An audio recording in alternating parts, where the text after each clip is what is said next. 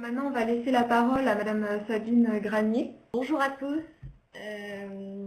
Alors, sans plus attendre, on va rentrer dans le... Alors, je ne sais pas si c'est bien cadré. D'accord, ok. Alors, simplement pour commencer, je voudrais un peu présenter Amnesty International, non pas qu'elle ait besoin d'être présentée dans les grandes lignes, mais simplement pour vous préciser, parce que parfois c'est assez peu connu, que Amnesty International travaille sur les acteurs économiques, puisque donc même si l'association a été créée en 1961 par un avocat anglais qui s'appelait Peter Benenson, au début nous travaillions sur les droits civils et politiques, et donc plutôt sur la torture, la peine de mort, et donc plutôt les droits civils et politiques, mais en 2001, l'association a décidé d'élargir son mandat aux droits économiques, sociaux et culturels parce que nous sommes partis du principe que généralement dans le cas de violation de droits humains, eh bien, il n'y avait pas que certains droits impliqués et pas d'autres, mais qu'il fallait avoir une vision à 360 avec en intégrant la totalité des droits humains. Donc c'est pour ça que ça fait presque 20 ans que nous travaillons sur les acteurs économiques intégrant entreprises et institutions financières internationales. Sur les filières matières premières, donc ça fait quelques années que nous travaillons sur la supply chain à travers quelques exemples. Puisqu'on s'est dit aussi que pour parler aux consommateurs, il fallait partir de produits de consommation courante. Donc nous avons notamment une campagne sur l'huile de palme, qui se retrouve, comme vous le savez, dans les shampoings, le chocolat, etc. Et là, nous avons donc fait une étude de cas en Indonésie, qui porte principalement sur un des géants de l'huile de palme, de ce secteur-là, puisque c'est Wilmar qui représente 43% du marché mondial d'huile de palme. Ce que nous avons fait, c'est que nous sommes allés dans des plantations et nous avons constaté des cas de travail forcé, de travail des enfants, de discrimination de genre entre des femmes qui parfois étaient là depuis très longtemps mais qui en fait n'avaient pas de contrat permanent, ce qui leur empêchait d'avoir accès à une sécurité sociale. Il y a des problèmes de santé au travail puisque il y a des problèmes liés à des vers qui peuvent être présents dans les fruits de l'huile de palme et les travailleurs ne sont pas accompagnés ou ne sont pas correctement accompagnés par la société pour se soigner. Et ce qu'on a constaté, c'est que la plupart des géants industriels qui utilisent de l'huile de palme dans leurs produits nous disaient systématiquement qu'ils se référaient à la certification de la RSPO. Donc la RSPO, c'est la Roundtable on Sustainable Palm Oil. Et lorsque nous posions la question, puisque nous avons interrogé, la logique c'était d'interroger les industriels du bout de la chaîne, si j'ose dire, donc ces vendeurs de produits intégrants de l'huile de palme, pour leur demander s'ils étaient au courant des conditions de travail des palmeraies dans lesquelles était extrait l'huile de palme qui pouvait se retrouver dans leurs produits. Et la plupart du temps, compte tenu de la complexité de la chaîne et de la longueur de cette chaîne de valeur, la plupart du temps, les entreprises n'étaient pas au courant des conditions de travail, donc soit dans les palmeraies, soit dans les usines de raffinerie de cette huile. Et pour nous, en tant qu'ONG, ça nous paraissait extrêmement problématique que les industriels du bout de la chaîne ne soient pas au courant de ces conditions de travail. Et pour nous, elles ont une responsabilité de connaître les conditions de travail, même si c'est lointain, même si c'est en Indonésie. Et notre rapport sur l'huile de palme, donc qui date de 2016 ou 2017, eh bien, quelque part, dresse le constat de l'échec de la RSPO de ce point de vue-là, puisque la RSPO intègre fortement les aspects et les enjeux environnementaux, mais de manière très insuffisante les enjeux de droits humains. Donc il y a une mise à jour de la certification. Les acteurs travaillent énormément, et donc peut-être que les choses vont changer et intégrer beaucoup plus les droits humains, mais en tout cas, lorsque nous avons fait notre enquête, nous avons voulu pointer ça du doigt. Et donc on sait que Wilmar aussi a avancé depuis notre travail, mais c'est des choses qui avancent très lentement. Donc j'en viendrai à nos recommandations après vous avoir présenté d'autres types de campagnes sur d'autres types de produits de grande consommation sur lesquels on travaille et qui intègrent ces filières de matières premières. Donc notamment le cobalt. Donc nous avons fait 2 rapports sur le cobalt en République démocratique du Congo ces dernières années, où nous avons constaté des violations de droits humains. Donc le cobalt, c'est un minerai qui se retrouve dans les batteries de la plupart de nos produits portables, que ce soit des téléphones, des ordinateurs, mais aussi des voitures électriques. Donc là, on voit tout de suite se dessiner l'enjeu de demain avec la montée en puissance de l'électrique dans le secteur de l'automobile. Et nous, ce que nous avons fait, c'est que nous sommes allés en République démocratique du Congo pour observer sur le terrain les conditions d'extraction. Donc évidemment, nous n'avons pas pu aller dans toutes les mines de République démocratique du Congo. Nous avons, réservé notre enquête autour dans la province de l'ex-Katanga. Et nous sommes intéressés principalement aux mines artisanales, puisqu'il y a des mines industrielles, mais là, il y a des mines artisanales. Et ce qui se passe, c'est que, étant donné qu'il y a une très forte demande mondiale en cobalt aujourd'hui, et que la RDC compte à elle seule 50% des ressources de cobalt du monde, eh bien, il y a une explosion de l'extraction du cobalt, et parfois les gens eux-mêmes trouvent des filons à côté de chez eux et se mettent à creuser. Donc ça fait des tunnels très meurtriers, puisque ce sont des tunnels qui ne sont pas rectilignes, qui s'effondrent d'un jour à l'autre, et donc il y a des mineurs qui ne sont jamais remontés à la surface, et il y a du travail d'enfants. Donc ça veut dire que ce sont des enfants qui ne vont pas à l'école, sont rackettés, ont des problèmes musculaires, parce que ce qui se passe, c'est que parfois, on a trouvé quelques enfants qui travaillaient à l'intérieur des mines. La plupart du temps, ces enfants sont en réalité à l'extérieur des mines en train de trier le cobalt, comme on le voit sur la photo de la slide numéro 5, et en réalité ça peut entraîner des graves problèmes de santé, puisque l'inhalation du cobalt peut entraîner des maladies pulmonaires qui peuvent être mortelles, et les problèmes musculaires se posent lorsque ces enfants sont employés à porter les sacs de cobalt. Et donc ce que Amnesty a réalisé en termes d'enquête, c'est de partir de ces mines de cobalt et puis de suivre le minerai jusqu'au bureau d'achat local, jusqu'à la filiale chinoise qui va acheter le minerai, l'exporter en Asie du Sud-Est, et puis après on a essayé de retracer la chaîne jusqu'aux industriels vendeurs d'ordinateurs portables, de voitures électriques. Et parce que la chaîne est très complexe, il y a au moins 7 maillons, puisque une fois que le minerai est envoyé en Asie du Sud-Est, notamment en Chine, pour être raffiné, ensuite il est vendu à des fabricants de composants de batterie, puis des fabricants de batteries, et ensuite les batteries sont intégrées aux produits finaux que nous connaissons et que nous utilisons tous les jours.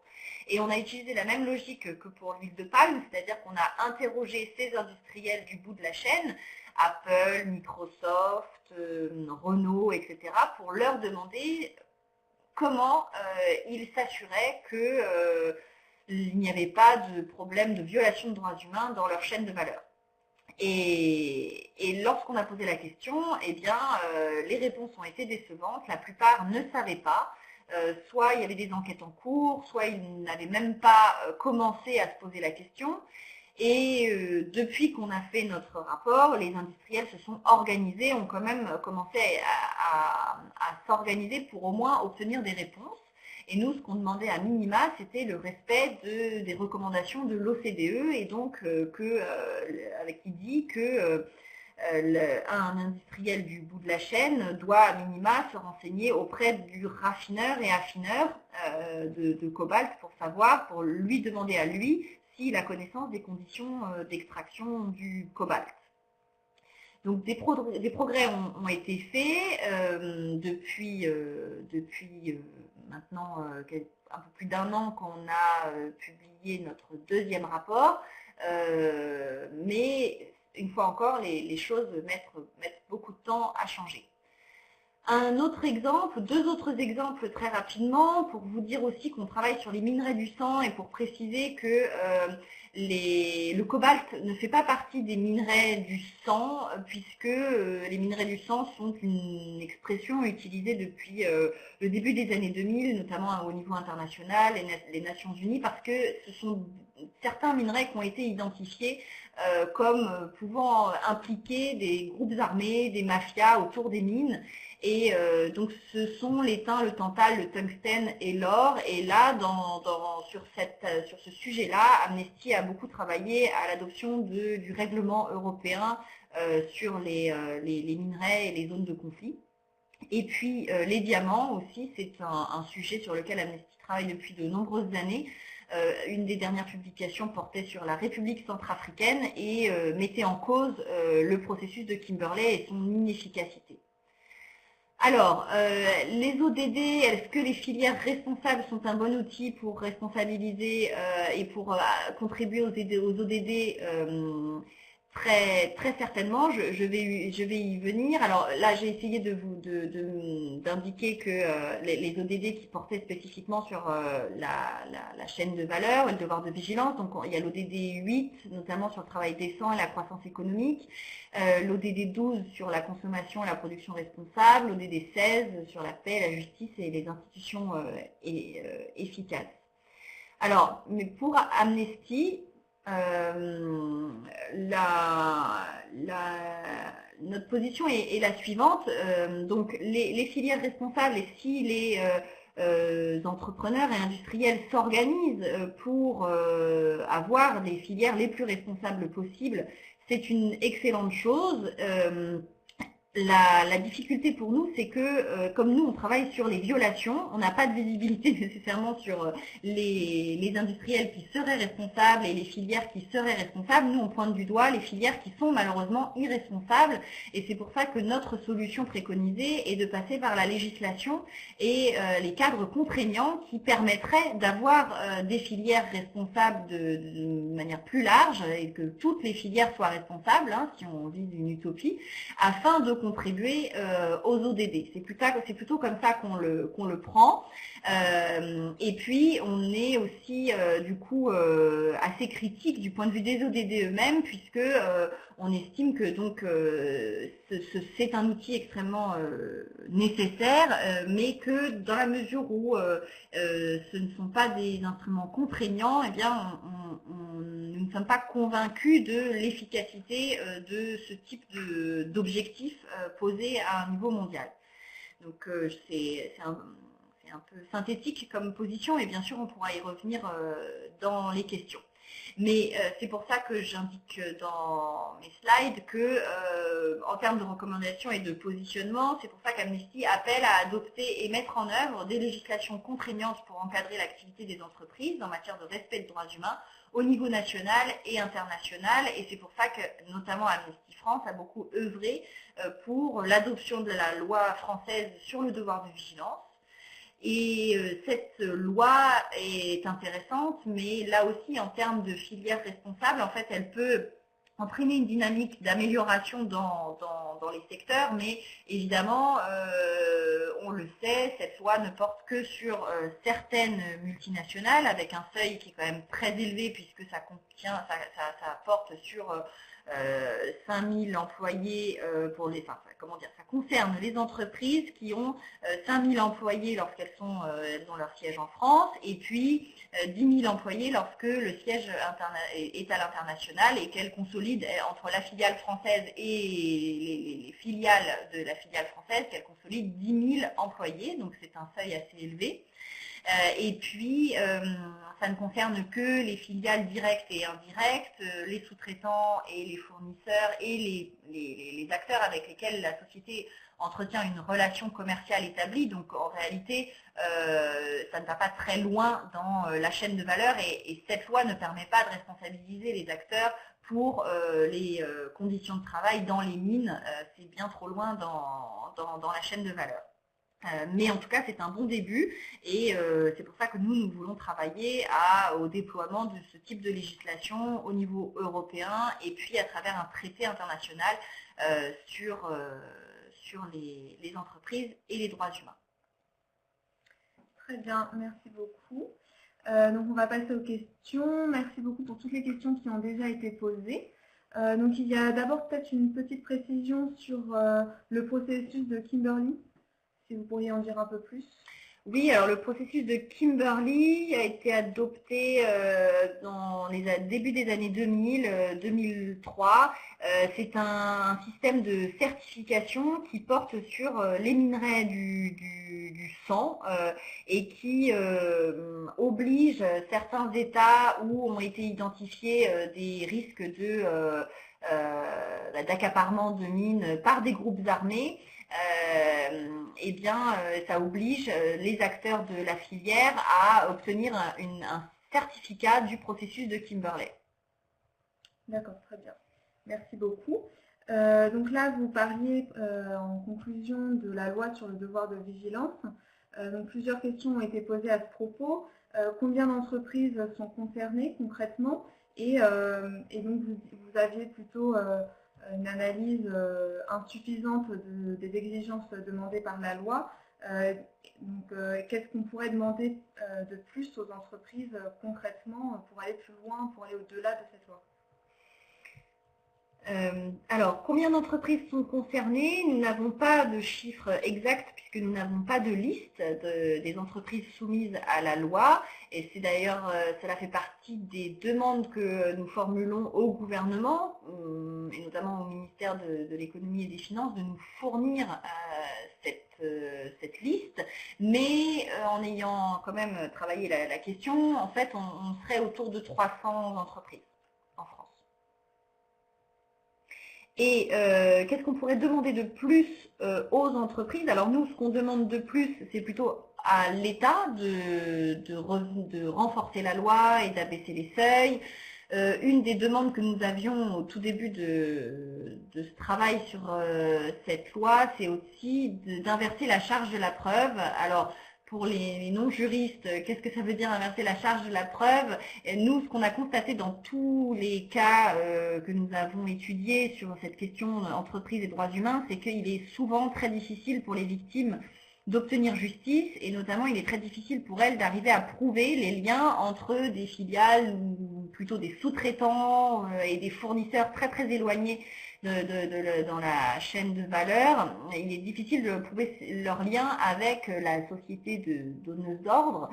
Il y a souvent une complexité avec des holdings, etc. Donc c'est très difficile de prouver les liens et de pouvoir accéder à la justice parce que parfois elles s'adressent à la justice de leur pays qui est soit corrompue, soit défaillante.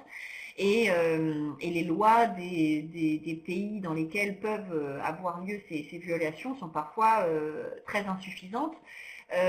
Donc c'est pour ça qu'on s'adresse plutôt à l'État pour renforcer cet aspect et notamment donc faire en sorte que ce soit plutôt à l'entreprise de prouver qu'elle n'a pas commis de faute plutôt que ce soit aux victimes de prouver la faute et le lien entre ces différents acteurs dans la commission de cette faute. Et ce qu'on pourrait demander de plus aux entreprises, alors nous, on s'adresse pas nécessairement à toutes les entreprises parce que c'est pas notre mission. En revanche, on s'adresse aux entreprises sur lesquelles on a travaillé et dont on a identifié des problèmes dans la pratique de leur activité. Mais si on devait demander plus aux entreprises, évidemment, ben, c'est d'aller le plus loin possible dans le respect des droits humains, en accord avec les principes directeurs, par exemple, des Nations Unies et des entreprises, ou des recommandations de l'OCDE, notamment sur les minerais responsables. D'accord, merci beaucoup.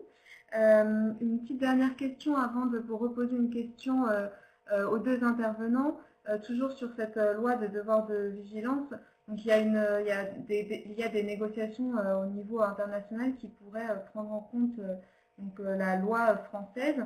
Est-ce que vous savez où en sont ces négociations pour un instrument qui soit plus contraignant, mais au niveau international? Alors, les négociations se passent au niveau des Nations Unies, puisqu'il y a un groupe de travail formel créé depuis 2014 sur ce sujet spécifique d'un traité international. Nous en sommes aux 4e session de négociation. La dernière session de négociation a eu lieu en octobre et donc le projet est en cours avec toute la complexité qu'un projet de ce type peut comporter évidemment, et il y a pour l'instant une opposition assez frontale des entreprises pour adopter ce type de traité, mais la loi française en tout cas est utilisée comme exemple pour travailler en tout cas au draft, j'allais dire, mais donc au brouillon, enfin au projet de traité au niveau international. D'accord, très bien.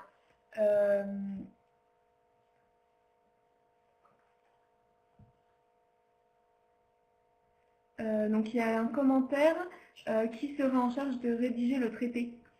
Et donc ça se passe bien au niveau des Nations Unies, c'est un groupe de travail au niveau des Nations Unies et c'est l'Équateur qui est le pays qui a pris ce projet à bras-le-corps et qui a proposé le premier draft, la première version. D'accord, merci beaucoup pour toutes ces réponses. Donc pour revenir un peu, lier les deux interventions, il y avait déjà des petites questions en amont de l'intervention, dont une qui pourrait relier un peu vos deux interventions. Comment assurer la traçabilité sur toute la chaîne de valeur, sur toute la chaîne de valeur, autant Aurélien que Mme Gagné, est-ce que vous avez des réponses? Peut-être. Madame Gagné, vous allez-y, puis je répondrai si vous le souhaitez. Alors, sur la traçabilité sur toute la chaîne, on pense qu'évidemment il faut responsabiliser chacun des acteurs et rendre cette notion de devoir de vigilance en fait obligatoire pour chaque acteur de la chaîne. Oui, pour ce qui nous concerne sur la traçabilité, je crois qu'on a les mêmes complexités que pour les minerais, par exemple, avec les chaînes de valeur du bois qui peuvent être, comme je l'indiquais, très très longues. Hein. Il peut y avoir 5-6 transformateurs négociants sur un produit. Dans un produit fini, il peut y avoir plusieurs sous-produits, donc autant de chaînes qui correspondent. Donc nous,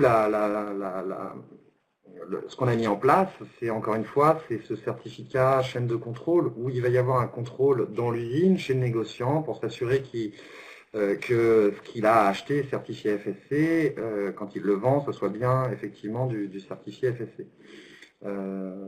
Voilà, donc nous c'est le système qu'on a mis en place pour que chaque maillon soit contrôlé. S'il y a un trou dans la chaîne à un moment, ça perd la certification FSC pour l'ensemble de la chaîne. Donc c'est ça la solution qui est proposée par FSC, qui fonctionne bien. Ce système fonctionne bien à condition qu'il y ait eu un vrai élan, c'est-à-dire que, comme je disais, il suffit qu'il y en ait un qui n'ait pas la certification FSC parce qu'il a décidé qu'il ne l'aurait pas. Il bloque tout le reste. Donc il y a une sorte d'effet de masse en fait pour ce système-là qu'on a réussi à créer avec FSC. Et je pense que c'est peut-être la difficulté pour d'autres matières premières d'avoir cet effet de masse avec peut-être certains conservatismes, des peurs, etc. qui fait qu'on se lance pas forcément. Et c'est ça toute la difficulté pour peut-être d'autres matières premières. Je pense aussi au textile où on a des difficultés à avoir une traçabilité complète parce que il faut mettre en place des référentiels. On a des ONG aussi qui sont vigilantes et c'est très bien. Donc les référentiels, il ne faut pas que ça soit non plus trop simple, ça serait trop facile. Et là, pour ça, il n'y a qu'une solution, c'est de se mettre tous autour de la table, de bien définir les référentiels et que ça soit accepté à la fois par les entreprises et puis par les organisations environnementales et sociales. Très bien. Et après en dehors des ONG, en dehors de la traçabilité, comme celle d'FSC, il y a, et moi je soutiens ce qui a été dit, la législation, et les deux doivent aller ensemble. C'est-à-dire qu'il y a peut-être un petit peu l'effet bâton-carotte, hein, c'est-à-dire nous, on va être plutôt avec FSC la carotte, c'est-à-dire que volontairement passer à la certification FSC permet d'avoir des bénéfices, et les entreprises, quand on parle de bénéfices, il y a des bénéfices économiques clairement qui sont les plus importants peut-être pour ce cas-là, et donc il faut apporter ces bénéfices-là. Et puis il y a l'effet bâton qui est des renforcements de législation. Dans le cadre du bois, on a le RDIE, j'en parlais tout à l'heure, Règlement de bois de l'Union européenne. La seule limite, nous, qu'on voit, et c'est pour ça qu'on a créé FSC, c'est que les législations sont beaucoup trop lentes. Quand elles arrivent, encore une fois, on est sur un minimum commun, souvent. Donc je pense que le rôle des ONG, que ce soit nous, que ce soit plein d'autres, c'est d'aller au-delà de ça et grâce au travail qu'on fait, de dire c'est possible. Et du coup, il n'y a plus qu'à faire une législation. Donc on est un peu pionnier, je dirais, sur le fonctionnement de tout ça, quoi. Très bien, merci beaucoup. On arrive à la fin du temps imparti. Merci pour ces deux interventions. Donc on a bien compris les enjeux importants, notamment au niveau social et environnemental, qui se cachent derrière les chaînes de valeur, et donc l'importance d'agir tout au long de sa chaîne avec ses parties prenantes. Donc merci pour vos questions et merci d'avoir assisté à ce webinaire, et merci surtout à Aurélien Sauter et à Sabine Gagné.